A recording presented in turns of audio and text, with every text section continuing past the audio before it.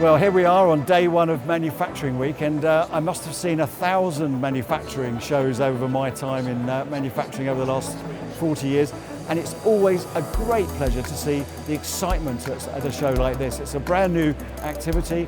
Everyone's enthusiastic, everyone's eager to learn, everyone's discussing their issues and opportunities with each other. So the community engagement's really, really high.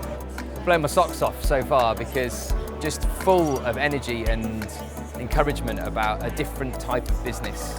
I wasn't intending on coming back tomorrow, but I think I will be. I've just come off the stage to a great audience and I spent a bit of time wandering around seeing all the amazing innovation and tech that is picking up engineering and making us remember the opportunity we have in the UK to make stuff. We can make anything in the UK, and with the brains and the tech that we see here today, we've got to fire up British manufacturing.